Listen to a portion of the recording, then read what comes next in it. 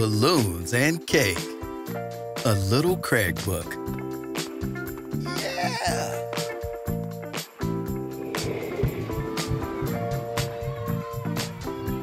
Little Craig loved birthday parties. The balloons, the cake, the games and prizes. But he didn't get invited to many parties. Pop, pop, pop, pop.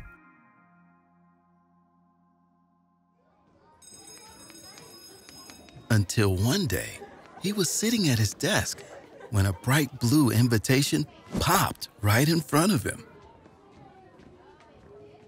Little Craig looked up and saw Joey, the new kid in school, holding it out.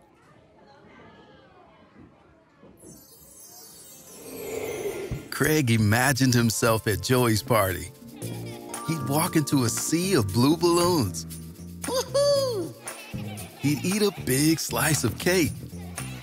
Yeah! He'd play the games and he'd win a prize.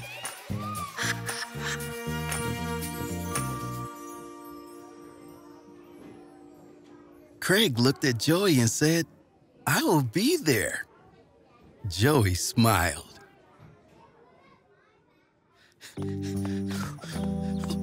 Mom! Craig raced home after school that day. "I'm going to a party, Mom." "Oh, really? And when is this party?" He passed her the invitation. Mom went straight to the family calendar on the wall. She wrote Joey's party on the date. The next day, Craig zipped into the kitchen with a bright red envelope. It was from his friend Dan. Craig couldn't believe this was happening. 2 birthday parties. "I'm going to 2 parties, Mom." Let's put it on the calendar. Oh. Uh-oh. Did you look at the date, Craig?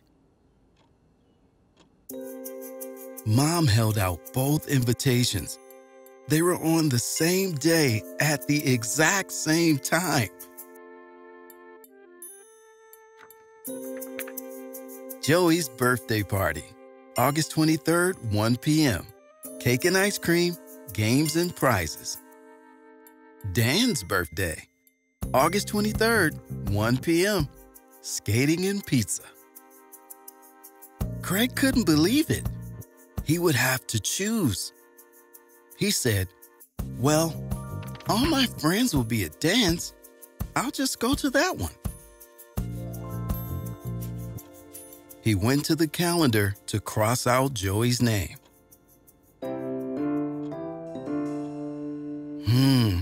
You told Joey first that you would go to his party. You're only as good as your word, Craig. But it's up to you. You'll know what to do.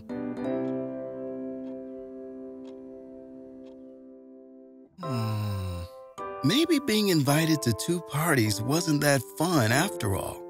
In his room, Craig got out a piece of paper. "Dear Joey, I can't go to your birthday party because it is the same day as Dan's." He wrote it his best handwriting with his sharpest pencil. That should do the trick, Craig thought.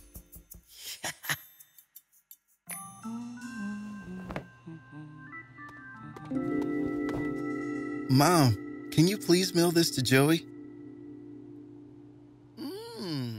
Mom read the letter.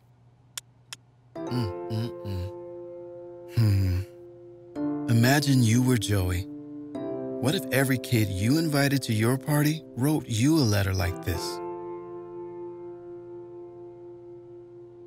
Craig imagined a line of kids passing him letters. "I won't be there. Sorry, Craig. Neither can I. I'm sorry." It did not feel great.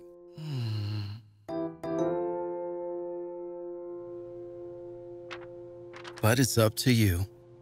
You'll know what to do. Craig crumpled up the letter. Joey. Back in his room, he held out both invitations. Maybe I could just go to both, he thought. He pulled out his paper and pencil again and made a schedule. 1 p.m. to 2 p.m., Joey's party. 2 p.m. to 5 p.m., Dan's party. Ta-da! Craig proudly showed Mom the plan. Mom, I solved my problem.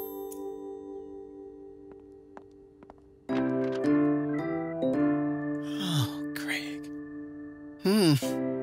Imagine you were Joey and everyone left your party early to go to someone else's. See you later. Off to the next party. Craig imagined all of his friends leaving before playing any of his party games. It did not feel great.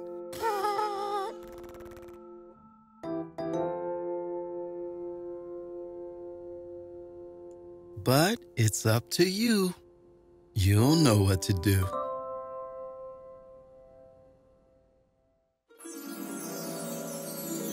That night, Craig dreamed about Joey, all alone at his birthday party. Everybody left. There was no one to admire his balloons, no one to eat his delicious cake, and no one to play his games to win prizes.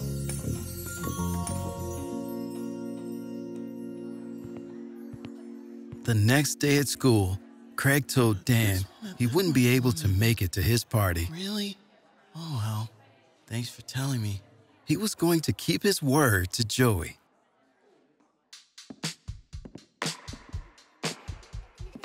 When the party day finally arrived, little Craig walked through a sea of blue balloons and saw Joey's smiling face. Hey, Craig. Hi, Joey. Party's great. He ate a big slice of cake. Scrumptious. He played all of the party games.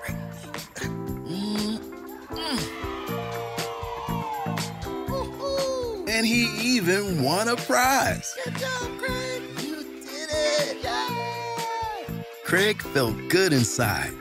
And it wasn't because he won Pin the Tail on the Donkey.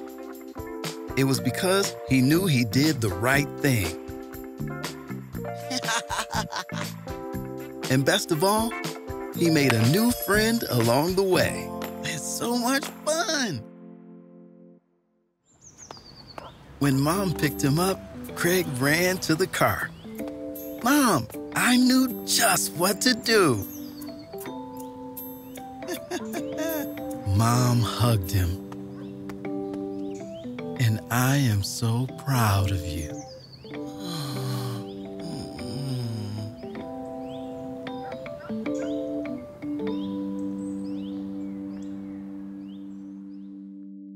The end.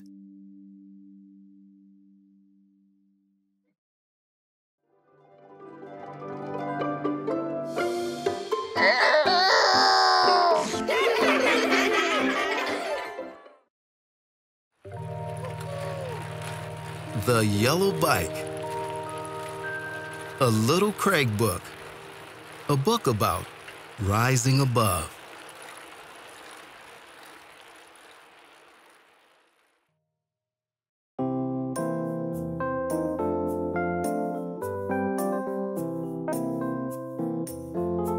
This is a story about little Craig Robinson.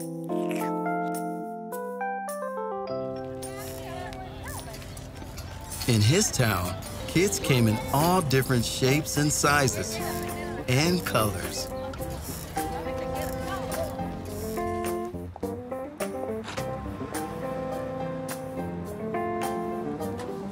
But even though they were different, every kid in Craig's town wanted the same exact bike.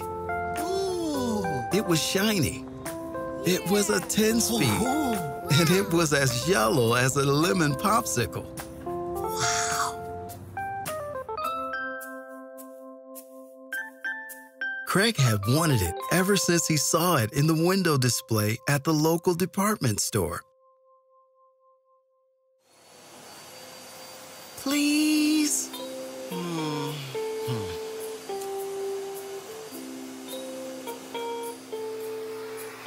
After lots of asking, lots of chores, and lots of homework, This is hard work. Mom finally said, "Let's go buy that bike." Zoom!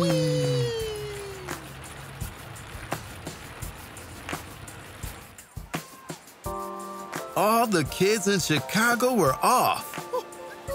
"Race you to Rainbow Beach," Craig hollered. He soared past the kite flyers and swimmers. Craig was so proud of his new bike. He rode all the way to the ice cream stand, where he was first in line. "1 double scoop chocolate brownie ice cream, please," he coolly asked the ice cream man.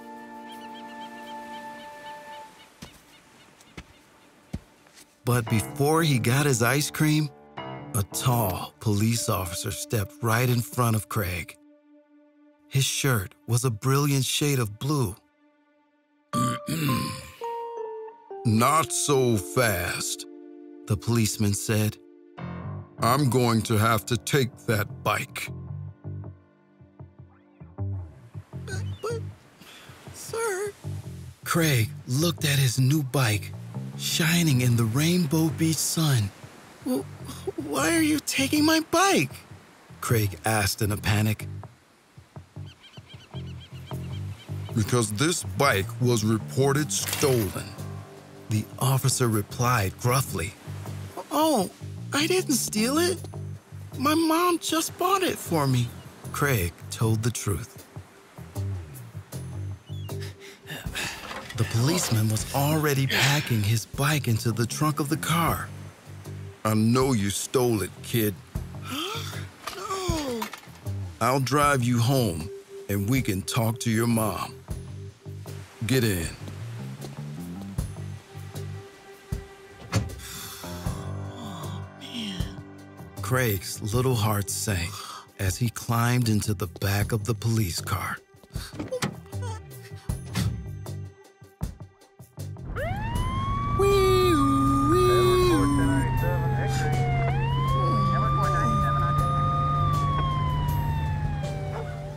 When they finally pulled up, Craig ran to find Mom. She would know what to do. What is going on here? He thinks I stole my new bike. Huh? Her face turned a bright shade of red. He had never seen Mom look quite like that before. "Go on inside, Craig."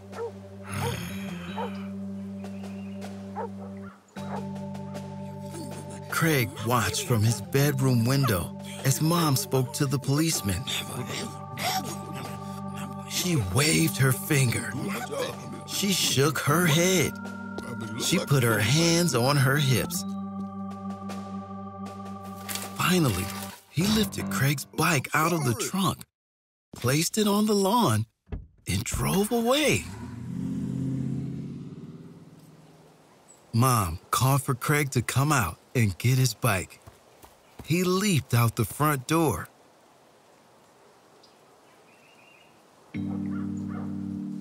Why did he think I stole my own bike, Mom?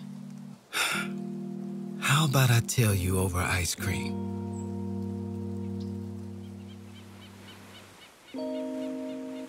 "1 double scoop chocolate brownie ice cream." Actually, better make that 2.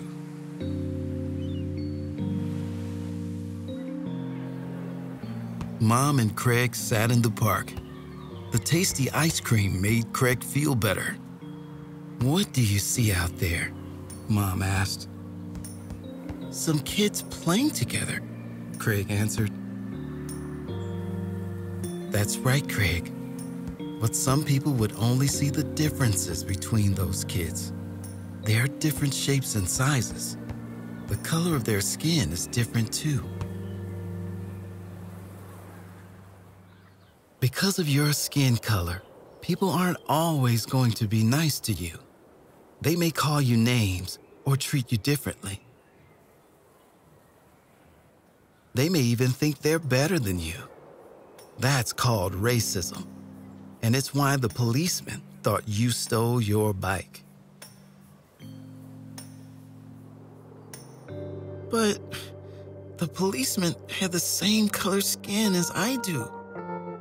Why would he treat me different?"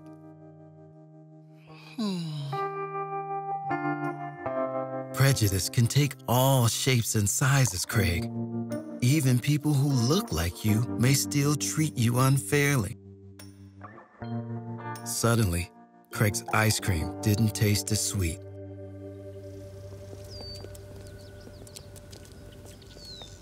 "But remember, Craig," Mom reassured him, "no one can make you feel bad if you feel good about yourself." "So, if I feel good about me," Craig wondered, "then it doesn't matter what other people think of me?" "That's right," Mom beamed. "You know who you are, Craig. And you sure look good riding that bike." "Yeah, I'm pretty fast, too."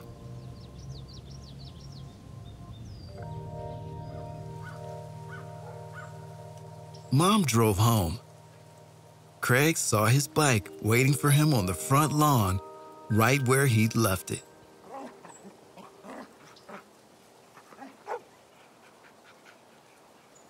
"One more ride, Mom? Please?" "All right, one more." Zoom!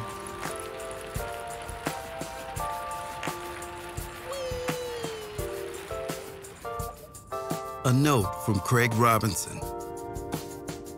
What you just read is a true story that happened to me when I was a young boy growing up in Chicago. At that age, I was just learning how to deal with adversity. When kids were judgmental or mean, my parents would encourage me to put myself in their shoes and try to understand them. Sometimes, people acted mean because they felt insecure. My mom would comfort me by saying, "No one can make you feel bad if you feel good about yourself." But the incident with the police officer felt different. When the officer wouldn't believe me and accused me of stealing my own bike, I was heartbroken and confused. When Mom saw me crawling out of that police car, she could have assumed the worst and wondered what I did to get myself into trouble. Instead, she instantly came to my side and was there to help. She believed in me and stood up for me. After the incident, Mom even went down to the police station, got the police officer to come back to our house, and he apologized to me for what he had done. It was an amazing display of standing up for what is right and actually affecting change. In difficult situations, it can sometimes be hard to find silver linings.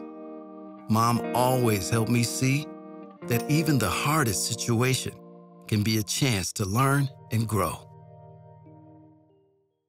If you don't have Vooks, then what are you waiting for? Vooks is kid safe, it has storybooks that are brought to life, and third, it's fun. I like to read books about fantasy and love. I tell other kids to get Vooks because it's full of stories and laughter. I'll read it on the go, in a car, in a plane, even in a train. I've never been on a train. Don't wait around. Ask your grown-up to download Vooks now. You'll be glad you did. Thanks for watching. For more stories, try the Vooks app for free today.